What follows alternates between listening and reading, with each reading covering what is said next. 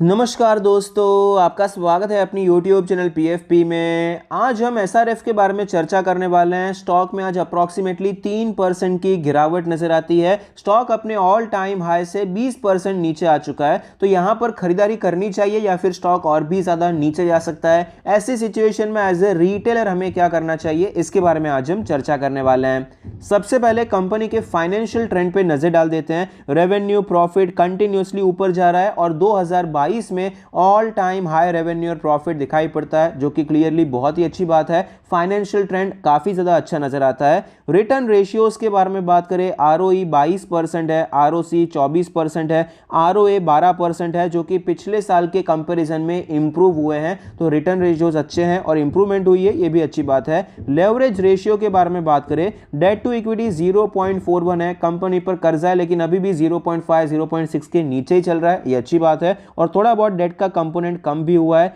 Interest coverage ratio almost 28 है, पिछले साल के मुकाबले बेटर हो चुका है। तो फिलहाल यहां पर सिचुएशन लेवरेज रेशियो में भी अच्छी नजर आती है। शेयर होल्डिंग पैटर्न के बारे में बात करें, टोटल प्रमोटर होल्डिंग है 50.53%, जिसमें से कुछ भी प्लेज नहीं है। Mutual fund 9%, other DII 5%, FII 19%, retail and other category में 16% की हिस्सेदारी है। शेयर होल्डिंग पैटर्न ओवरऑल काफी ज्यादा अच्छा नजर आता है। प्रमोटर के पास 50% से ज्यादा की इक्विटी भी है और इंस्टीट्यूशंस का इंटरेस्ट भी काफी अच्छा है। रिसेंट ट्रेंड में पिछले 3-4 क्वार्टर में खास कोई चेंजेस देखने को मिले ही नहीं है।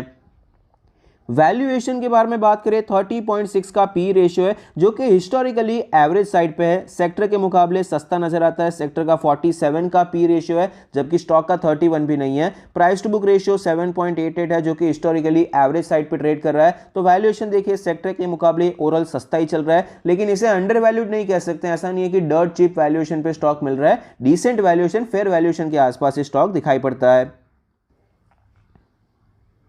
स्टॉक के चार्ट पर आप देख सकते हैं, पिछले एक साल में आपको यहां पर बहुत ज्यादा वॉलेटिलिटी देखने को मिली है। स्टॉक ने बड़े बड़े मूवमेंट्स दिखाए, 20-25% के स्विंग्स आपको यहां पर नजर आते हैं। और फिलहाल आप देख पाएंगे स्टॉक सारे मूविंग एवरेज के नीचे ट्रेड कर रहा है। डेली RSI 31 का लेवल है। मोमेंटम क्लियरली नीचे के साइड पे है। इंपॉर्टेंट लेवल्स के बारे में बात करें तो यहां पर जो इंपॉर्टेंट रेजिस्टेंस है 2400 के आसपास अभी इंपॉर्टेंट रेजिस्टेंस लगने वाला है। सपोर्ट के बारे में बात करें, फिलहाल जिस हिसाब से गिरावट देखने को मिल रही है, 2150 के आसपास हम सपोर्ट एक्सपेक्ट कर सकते हैं। 2150 से 2200 ये जोन आपको एक सपोर्ट की तरह नजर आ सकता है। तो यहां पर हम एक्सपेक्ट कर सकते हैं कि थोड़ा बहुत बाउंस बैक हमें देखने को मिल सकता है।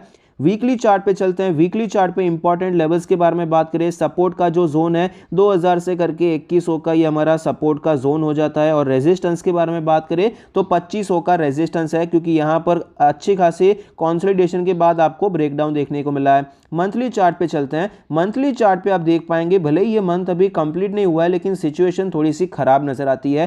पहला हमारा जो कंडीशन है, कंडीशन तो नहीं कहेंगे, पहला हमारा जो संकेत नजर आता है कि गिरावट हो सकती है। यहां पर देखिए स्टॉक कंटिन्यूअसली ऊपर जा रहा था, यहां पर आपको तेजी देखने को मिली और ऑल टाइम हाई का ब्रेकआउट होता हुआ नजर आया। लेकिन ये कैंडल आप देखिए कैसी कैंडल है, हायर लेवल से आपको गिरावट देखने को मिली। तो ब्रेकआउट ऑलमोस्ट फेल जैसा होता हुआ नजर आया। फिर आपको एक और महीना पॉज देखने को मिला, ये पॉज हुआ। अभी अगर हायर साइड पे टूटकर ये कंटिन्यूएशन में ऊपर जाता अच्छा हो सकता था, लेकिन ये लोअर साइड पे टूट गया। ये भी लो टूटता हुआ नजर आया और ये भी लो अभी टूटता हुआ नजर आ चुका है। तो फिलहाल यहाँ पर जो सिचुएशन बन रही है अच्छी नहीं है। सबसे पहला संकेत ये कि भाई ये ब्रेकआउट फेल हो गया। उसके बाद यहां पर जो सपोर्ट था, उस कैंडल का जो लो था वो भी टूट चुका है, उसके भी नीचे स्टॉक आता हुआ नजर आता है। अगर यहां से रिकवरी आ जाती है और एक अच्छी खासी इस प्रकार की कैंडल देखने को मिलती है, तो अब भी हम यहां पर मान सकते हैं कि स्टॉक न्यूट्रल जोन में चला गया है। लेकिन फिलहाल तो ऐसे कोई संकेत नजर नहीं आते। ऑलमोस्ट आधा महीना तो ऑलरेडी कंप्लीट हो ही चुका है,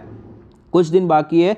लेकिन अभी यहाँ पर इस पर ज़्यादा डिस्कशन नहीं कर सकते, क्योंकि ये कैंडल तो अभी खत्म नहीं हुई है। लेकिन फिलहाल यहाँ पर एक संकेत तो कंफर्म हो ही चुका है कि भाई वीक है और ये लो भी टूट चुका है। फिलहाल यहाँ पर सिचुएशन ऐसी है कि भाई स्विंग ट्रेड अगर हम करना चाहते हैं तो स्विंग ट्रेड के लिए अच्छा लेवल यहाँ पर जो देखने को मिल रहा है 2150 से 2200 के आसपास का लेवल है। लेकिन ज़्यादा बड़ा टारगेट हम नहीं रख सकते, 2300 के आसपास का ही हमें टारगेट रखना पड़ेगा, क्योंकि यहीं से आपको फिलहाल गिरावट देखने को मिली है। तो 2300 के आसपास ये स्टॉक वापस जा सकता है। तो इस हिसाब से स्विंग ट्रेड प्लान प्लान कर सकते हैं। बाकी क्या है, यहाँ पर स्विंग ट्रेड ज़्यादा प्लान करने के लिए सिचुएशन अभी तो इतनी क्लियर नज़र नहीं आती है। मैं तो आपको यही प्रेफर करने को कहूँगा कि भाई स्विंग ट्रेड अभी थोड़ा सा अवॉइड कीजिए। अभी से हम प्लान नहीं कर सकते हैं कि स्विंग ट्रेड कैसा करना है, जब तक आगे ये पता नहीं चलता है कि यहाँ ये प्राइस जोन में स्टॉक बिहेव कैसा करता है। यहाँ पर बिहेव करके कंसोलिडेट करके ऊपर जाता है तो फिर भी अच्छा टारगेट मिलेगा, 2400 तक के टारगेट हम प्लान कर सकते हैं। पोजिशनल ट्रेड के बारे में बात करें तो अभी तो फिलहाल पोजिशनल ट्रेड के लिए कोई खास यहाँ पर अपॉर्चुनिटी नजर नहीं आती है। यहाँ पर आप देख पाएंगे आपको एक ट्रेंड लाइन भी नजर आएगी। ट्रेंड लाइन ऑलरेडी एक बार एक्चुअली टूटती हुई नजर आई थी,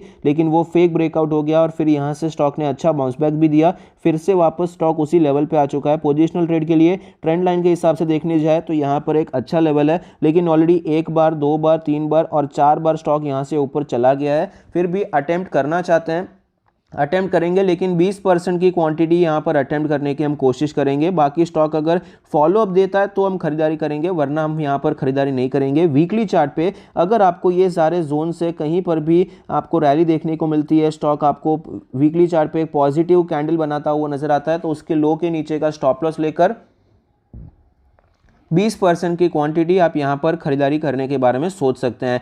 लॉन्ग टर्म के बारे में बात करें तो SRF as a company overall अच्छी है, उसमें कोई डाउट नहीं है। केमिकल में काफ़ी अच्छा काम करती है, लॉन्ग टर्म के लिए एक्यूमुलेट कर सकते हैं, लेकिन कौन से प्राइस पे करना है ये काफ़ी ज़्यादा इंपॉर्टेंट हो जाता है। फिलहाल यहाँ पर आप देखेंगे प्रीवियस ट्रेंड बुलिश था, अभी यहाँ पर कॉन्सोलिडेट हो रहा है, तो यहाँ पर टेक्निकली देखा जाए प्रीवियस ट्रेंड बुलिश होता है तो हायर साइड के चांसेस ज़्यादा होते हैं, लेकिन कन्फर्मेशन मिलना ज़रूरी है। इसीलिए लॉन्ग टर्म के लिए भी मैं तो आपको यही प्रेफर करने को कहूँगा, 2000 के ऊपर है तब तक हम यहाँ पर खरीदारी प्लान करेंगे। जब तक 2000 के ऊपर ट्रेड कर रहा है, हाँ, हर एक अपॉर्चुनिटी में हम लॉन्ग टर्म के लिए खरीदारी करते जाएंगे, क्योंकि पॉसिबिलिटी है कि स्टॉक आपको हायर साइड पे ब्रेकआउट दे सकता है, क्योंकि प्रीवियस ट्रेंड बुलिश था और वैल्यूएशन इतना महंगा नहीं है। सिर्फ टेक्निकली नहीं देखना भाई, फंडामेंटली भी देखना है। फंडामेंटली कंपनी तो अच्छी है, लेकिन वैल्यूएशन को भी देखना है। वैल्यूएशन ऐसा नहीं है कि 300 का पी रेशियो है, 30-35 का पी रेशियो है, तो वैल्यूएशन इतना महंगा नहीं है कि स्टॉक और बढ़ नहीं सकता। तो इसीलिए अभी भी यहां पर ओवर वैल्यूएशन नहीं है, तो हम यहां पर 2000 के ऊपर खरीदारी कर सकते हैं। लेकिन 2000 के नीचे जाता है तो ये टेक्निकली बहुत वीक हो जाएगा, उसके बाद सीधा आपको 1500 के लेवल्स देखने को मिल सकते हैं, फिर बाद में आपको टाइम देना पड़ सकता है, टाइम करेक्शन में जा सकता है। इसीलिए 2000 के नीचे हम यहां पर एग्जिट कर देंगे, उसके पहले यहां पर खरीदारी की सारी प्लानिंग करेंगे। 2000 से 2100 के आसपास स्टॉक मिलता है, आप एक्यूमुलेट कर सकते हैं। ये 2150, ये सारे जोन में आप एक्यूमुलेशन कर सकते हैं लॉन्ग टर्म के लिए, लेकिन अगर ये 2000 का लेवल तोड़ देता है तो यहां पर हम एग्जिट कर देंगे। आई होप आपको वीडियो पसंद आता है, कुछ सीखने को मिलता है। Thank you, stay happy, happy investing.